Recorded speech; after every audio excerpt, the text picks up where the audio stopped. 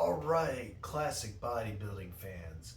This is Qwik Pump here with the TAN-10-10 News Network. And I'm standing here backstage at the 2024 Mr. Olympia Classic Physique competition. And with me, I have the six-time winner. 6 times, can you believe it? 6 times winner, Sebum. And Sebum, can you tell us a little bit about your diet in preparation for this competition? Mm,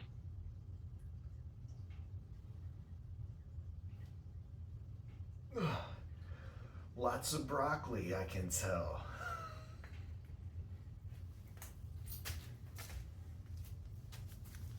So the most impressive thing, well, it's not the most impressive thing. Well, a very impressive speech was given by Chris Bumstead at the 2024 Mr. Olympia Classic Physique, wherein hence he said it was going to be his final one, so I guess that was his retirement speech. A lot of people say that speech was written by Hollywood writers. So is he going to Hollywood? Who knows? They're like, oh, he didn't write that. That was blah, blah, blah. That was so scripted. I'm like, who cares? It was delivered excellently. It was a great speech. Was it completely from the heart? Uh, it could have been. I don't know. He he made sure he noted everybody with the Olympia organization. He didn't forget a name. But that's a great speech. So I've seen a couple of comments of people knocking him for the speech, but that was a great speech. Is he going to stay retired, or is it more hype like his great press announcement for his clothing line?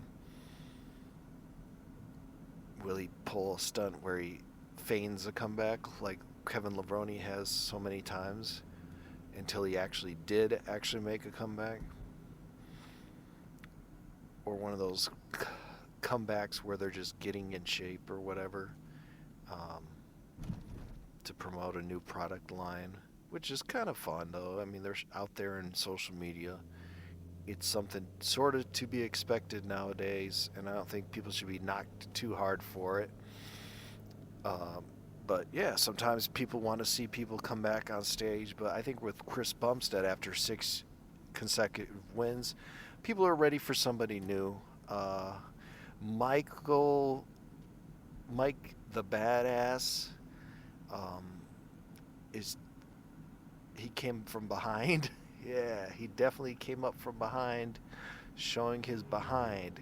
So he's known as the Badass, but he might want to just change it to the ass if he wants to be the top guy. But he is a badass because he's overcome uh, some crazy health problems and just the amount of sheer determination to get where he has gotten to, which was second place from a lower placing, is nothing short of badass. So he does deserve the name, but with Chris Bumstead's Sebum leaving its impression on the division, uh, I think it's going to be an issue with future competitors of having to show that booty. Um, some people are saying, well, he's the one that brought that to the forefront of showing off the booty. So it's Chris Bumstead to blame, the media darling, the superstar who left his impression of showing his ass on the sport. I don't know if that's the case or it's the schmoes behind the scene, but I don't see the booties going away anytime soon.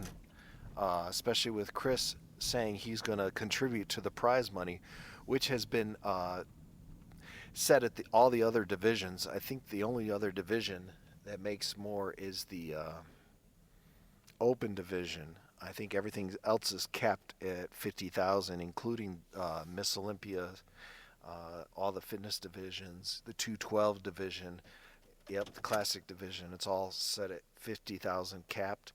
I'm sure they're going to raise it next year, but with Chris Bumstead contributing more money to the prize in the future, I think his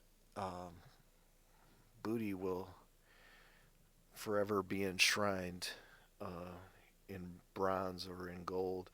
They might make a trophy if Chris Bumstead ever has his own show. That'd be pretty interesting. He could just show his butt in his package, in like the top of his legs and just before his like waist, and maybe like a thing on top says C-Bum Classic. All right. So I want to talk about the top 5 at the 2024 Mr. Olympia Classic Physique competition. And number 1 was Chris Bumstead. Number 2, Mike Summerfield. Number 3, Urs Kalskinski. Number 4, Roman Dino Rocha Juarez. Number 5, Brian Ainsley. Like I said, Brian Ainsley was not in that final top 4 comparison. Like I said, they don't like to put him up against those guys because I think he makes a good case where why isn't he still Mr. Olympia? It's like there's a look that they want to just justify, but the look, in my opinion, isn't in the right direction anymore. I think it should kind of go back towards something a little more classic, meaning no butts, as you know. So the butts, yeah, the top 4, top 5, everybody was showing their butts. Chasing the leader, Mr. Bum, C-Bum, showing them bums. But regardless of that, they would not put Brian up against those guys. And number 3 and number 4, Mr. Urs and Mr. Roman had terrible tan. Their tans looked horrible. Roman was leaking oil. His tan was not staying. And Urs was just like really pale. And he looked like he had like a lab rat on his head or something. I don't know if he was mocking early 90s Dorian Yates or trying to look like a Super Saiyan or trying to look like the dude from Bill and Ted's Excellent Adventure. What's his name? He was in that vampire movie. Maybe he's trying to look like a vampire because he was kind of pale too.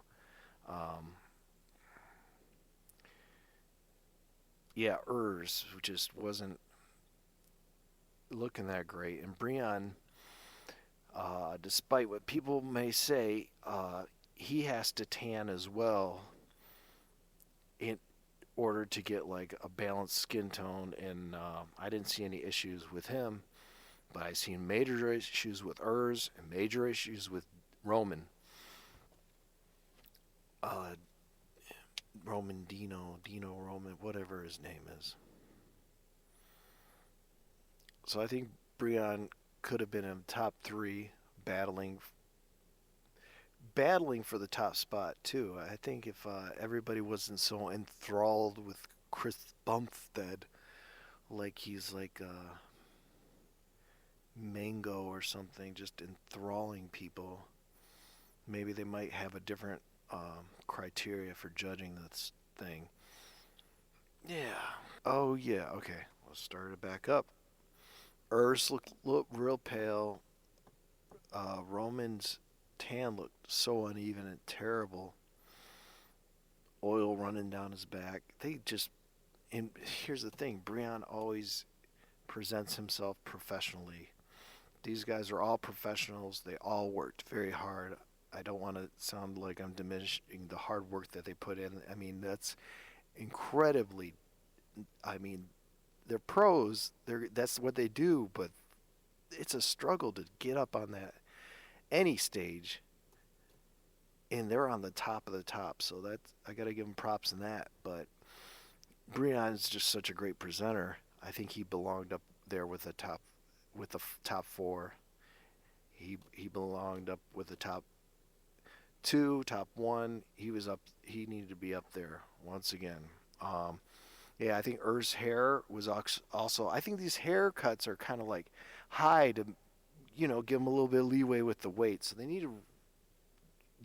need to give them even more leeway with the weight. I think they can still be classic. Give them more leeway with the weight, and then let them cover their butts. Make them look like the 70s again. Otherwise, they're going to just, if they keep the weight the same, they're going to have like people looking like Kid and Play up there with the high top fades and whatnot. And rest in peace to Big Lenny. I don't know what's Urs and Roman's problem. The example has been set by Big Lenny, changing his skin color with the peptide known as melanotan-2. These guys take tons of stuff. Why not take that? It's going to help them get a tan. It's going to help them look great on stage. They're not going to have to take a risky final tan, going from pale to that. At least, if anything, they could get a nice solid base tan with melanotan-2. But I would just take it all the way like Lenny, when Big Lenny would go into like a fast food place, at the last minute meal, if he was training, and people would be like, "Hey man, what hood you from?" And he's like, What did you just say to me, boy?" You'd be all crazy. Hungry, and these guys are asking, "What hood are you from?" Because Big Lenny would get so dark, they're like, "I ain't never seen you in this hood before." It's like, what? But yes, melanotan-2, guys, take it. You take everything else.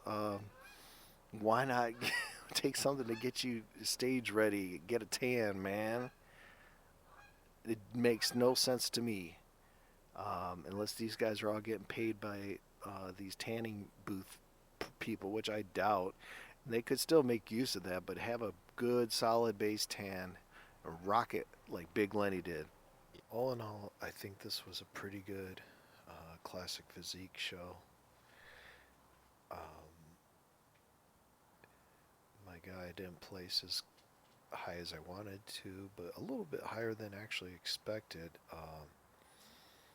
given the buzz of everybody, all the new guys. And this had some nice surprises with Mike Sommerfeld coming in second, and then the surprise, well, sort of surprise of C-Bum retiring, and the inspirational speech. But where's Wesley? What the heck happened with that? That was kind of strange. How far he placed down from the expected top two or three from every prediction. That's why I guess,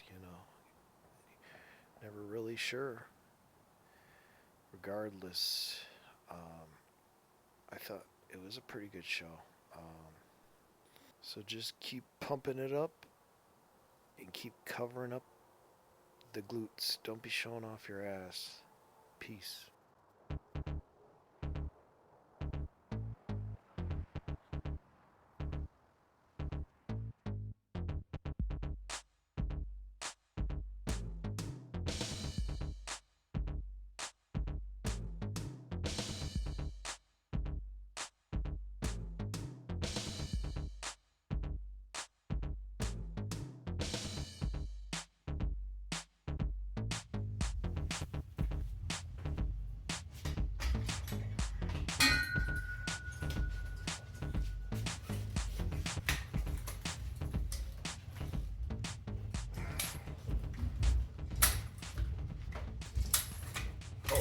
Oh, I'm on it. Well, you've heard it here first on the TAN-10-10 News Network. I'm gonna head it back to the studio. Or I'm gonna, TAN, what the fuck are they doing up there? Oh, they must be setting up for the next,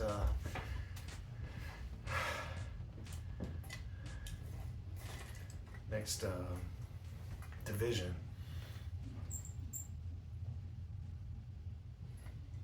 But yeah, you've heard it here first, folks.